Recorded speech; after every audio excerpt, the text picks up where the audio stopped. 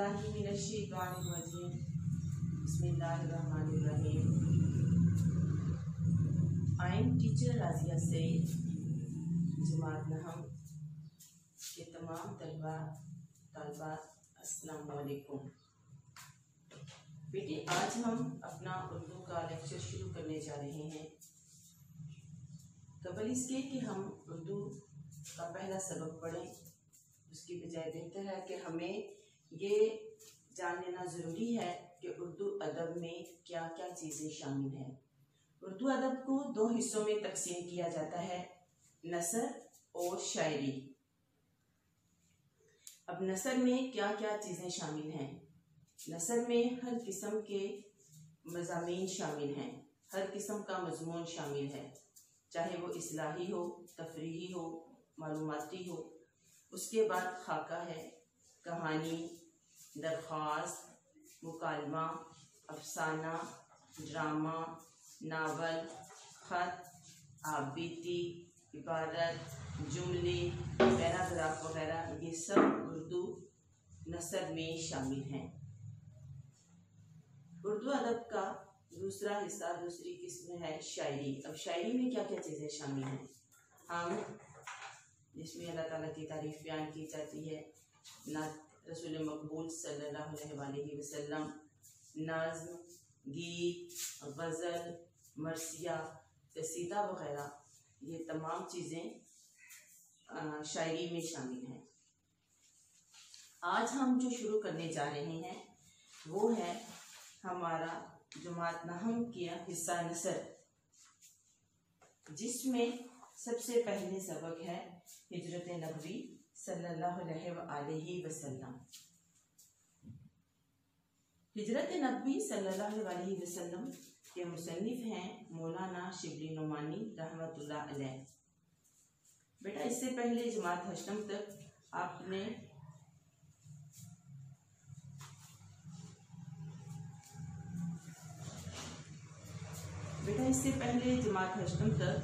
जब हम उर्दू के अस्काम पढ़ते थे तो उसमें मुसन्निफीन और शोरा का तारुफ शामिल नहीं होता था।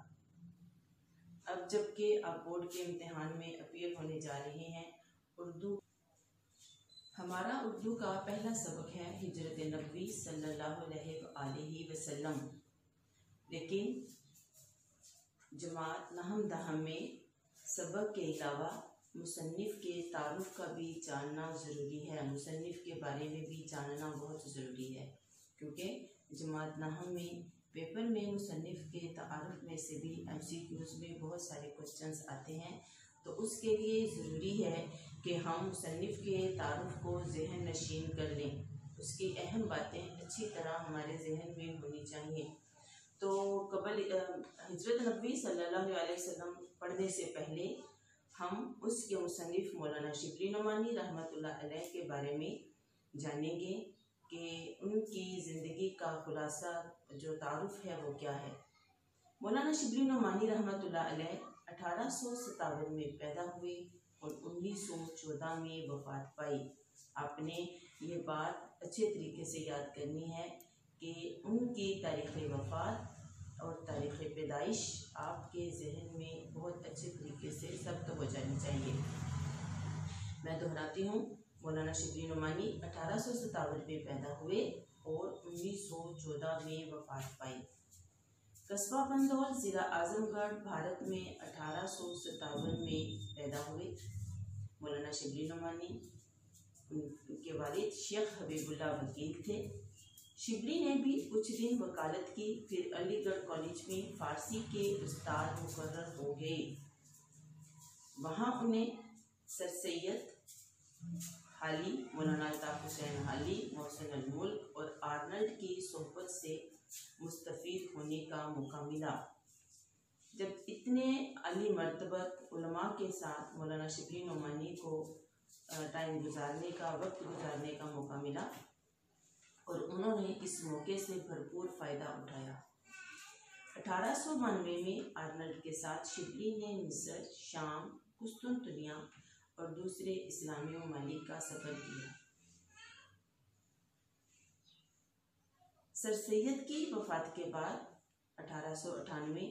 अब ये जो जुमला दरमियान में आया है इसको जुमला मोतरीज़ा बोला जाता है, क्योंकि अगर इस यहाँ पर उनकी तारीख़ वफ़ात का जिक्र ना भी करते तो जुमला बहुत अच्छे तरीके से समझ में आ रहा था, लेकिन जुमले की मज़ीद वजाहत के लिए जुमला मोतरीज़ा को शामिल किया जाता है। यहाँ उन्होंने यही इसी चीज़ को मेंशन किया कि सर सैयद की वफ़ात जो कि 1898 में हो गई थी के बाद अलीगढ़ कॉलेज से इस्तीफ़ा देकर आज़मगढ़ चले गए, फिर हैदराबाद दक्कन के दायरातुल मआरिफ की निज़ामत का ओहदा संभाला। इसी दौरान में उनकी कोशिश से लखनऊ में नदवतुल उलमा का क़याम अमल में आया।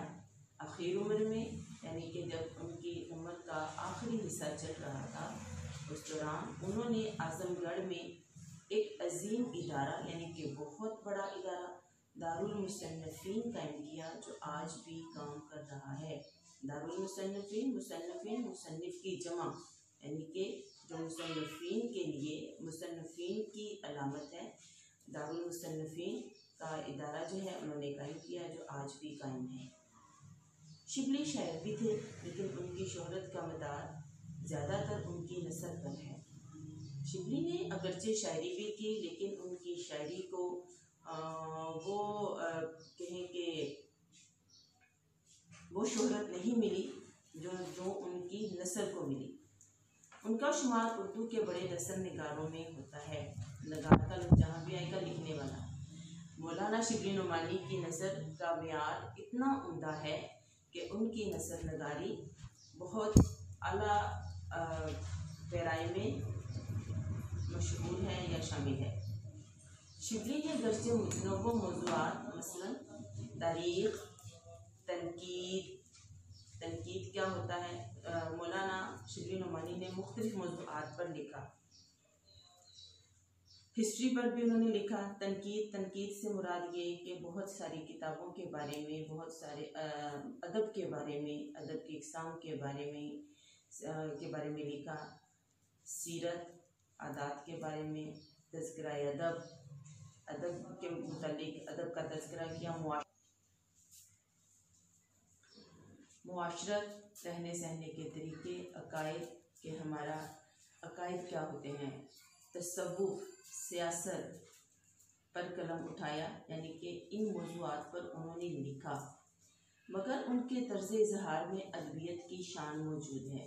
तर्ज़ का मतलब होता है तरीका, कि उनका जो लिखने का तरीका है उसमें अदब जाबजा नज़र आता है। अदब से मुराद यहाँ पर ये है कि उन्होंने अदब के तमाम उसूलों को उसमें शामिल रखा है। जोशे बयान करने का मतलब, लिखने का अंदाज़ इतना अच्छा है कि उसमें एक जोश का सा इजहार होता है। इजाज़ व इख्तिसार, बात को खामखा फैलाते नहीं, मुख्तसर अल्फाज में अपनी बात मुकम्मल करते हैं। रवानी व बरजस्तगी, उनकी तहरीर में कहीं भी छोल नज़र नहीं आता और बहुत रवानी उनकी तहरीर में नज़र आती है। मुहक्किकाना, यानी कि हर चीज़ को तहकीक छानबीन के बाद उन्होंने लिखा है। मौसीकियत और शेरियत, उनकी जो उनका जो तर्ज़ कलाम है, उनकी जो तहरीर है वो इतनी खूबसूरत है कि उनके जुमलों में शेरियत का सा एहसास होता है। उसलूब बयान की नुमायाँ खसूसियत हैं। उसलूब होता है अंदाज़, और ये तमाम चीज़ें खसूसियात जो ऊपर हमने डिस्कस की हैं, हमें बताई गई हैं, ये तमाम उनके अंदाज़े बयान के नुमायाँ पहलू हैं। शिबली की तमाम अदबी काविशों से कता नज़र कि शिबली ने जितनी भी अदब से मुतल्लिक कोशिशें की, कता नज़र यानी उनसे अगर हम नज़र हटा कर देखें तो उनका सबसे बड़ा जो अदबी कारनामा है उनका अंदाज़े बयान है। इससे पता चला कि उनका अंदाज़े बयान कितना खूबसूरत है कि उनके बयान करने का जो तरीका है वो दिल को बहुत भाता है और उसमें कहीं भी कोई झोल नज़र नहीं आता और तहरीर में एक रब्त मौजूद रहता है। शिबली की मुतादिद तसानीफ़ हैं। तसानीफ़ से मुराद यहाँ पर किताबें हैं कि मौलाना शिबली नुमानी ने बहुत ज़्यादा किताबें लिखी, लेकिन उनकी जो बहुत किताबें जो किताबें ज़्यादा मशहूर हुई उनके नाम दर्ज झैल हैं। नंबर 1 शेरुल अजम, जिसकी के 5 जिल्दें शाये हुई। दूसरी है अल फारूक, अल मामून, सीरतुन नुमान। सीरत से मुराद यहाँ पर है आदत। सीरतुन नुमान, अल गज़ाली, मौलाना उनके बारे में लिखा। सवाने मौलाना रूम, यानी कि सवाने का मतलब ये होता है ज़िंदगी की कहानी। उसके बाद ज़िंदगी के बारे में लिखना कि उनकी जो ज़िंदगी थी कैसे गुजरी, ज़िंदगी के उतार चढ़ाव। सफ़रनामे रोम मिस्र व शाम, ये भी उर्दू अदब में नसर की एक अहम किस्म है कि जो इंसान जो सफ़र करता है उसमें सफ़र के चीदा चीदा अहम और दिलचस्प पहलू जो होते हैं एक कहानी की सूरत में तहरीर किए जाते हैं, जो कि सफ़रनामा कहलाता है। और सबसे बढ़कर बात सीरत नबी सल्लल्लाहु अलैहि वसल्लम शामिल है कि उन्होंने हज़रत मोहम्मद सल्लल्लाहु अलैहि वसल्लम की सीरत मुबारका के बारे में लिखा। जी, अब हम अपने पहले सबक का बाकायदा आगाज़ करते हैं। सबक का नाम हिजरत नबी सल्लल्लाहु अलैहि वसल्लम, जिसके मुसन्निफ मौलाना शिबली नुमानी हैं, जिनके हालात ज़िंदगी के बारे में अभी हमने पढ़ा सफ़ा नंबर 2।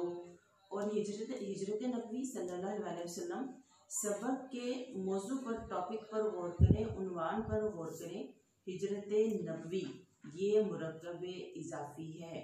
ते के नीचे जो ज़ेर है ये हर्फ इजाफत कहलाता है और का की के मानी देता है।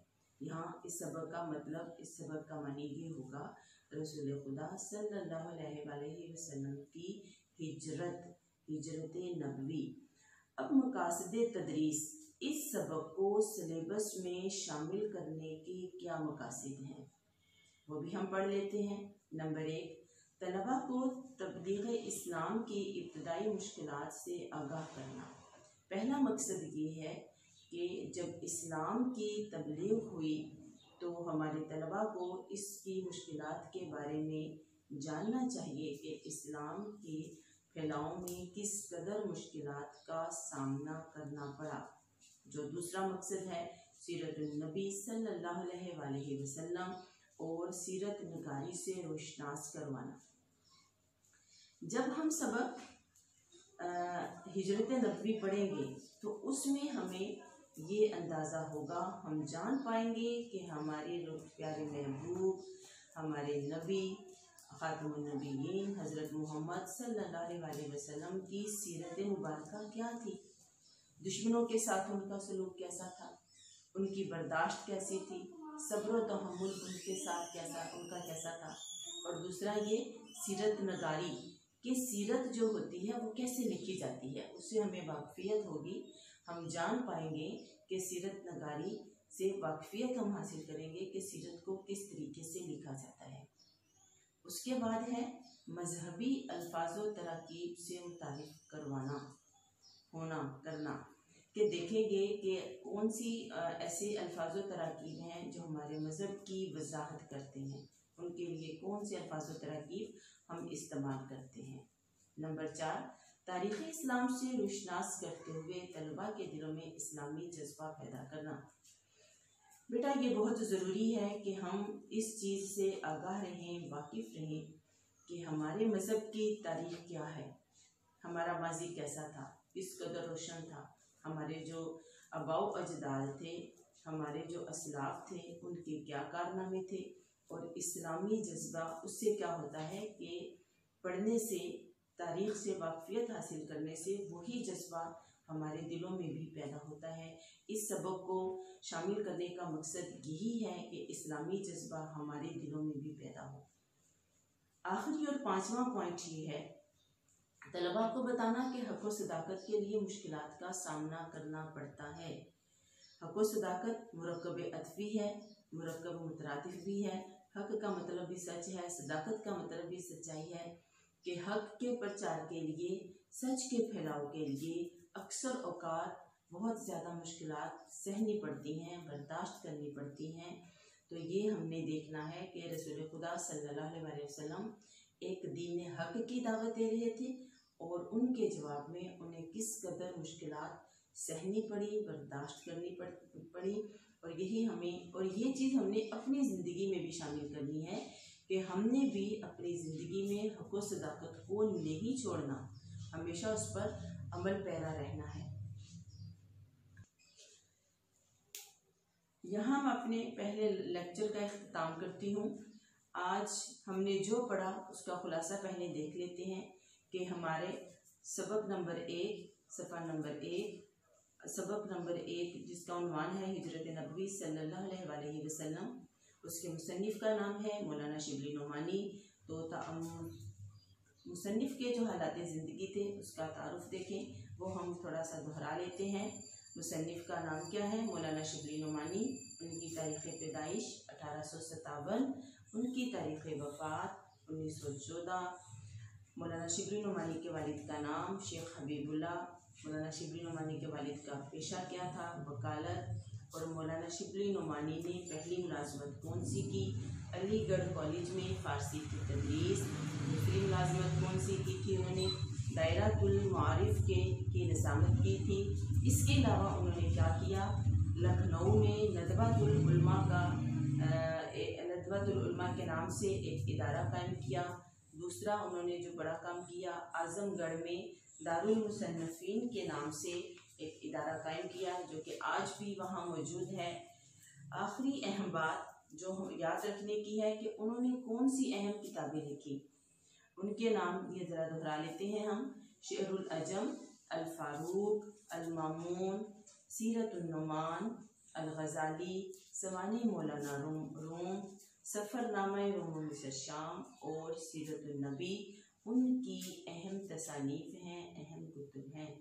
बहुत शुक्रिया, जज़ाकल्लाह। अल्लाह ताला आपको अपनी हिफ्ज़ व अमान में रखे और आपके लिए, हम सब के लिए आसानियाँ फरमाए। अस्सलामु अलैकुम।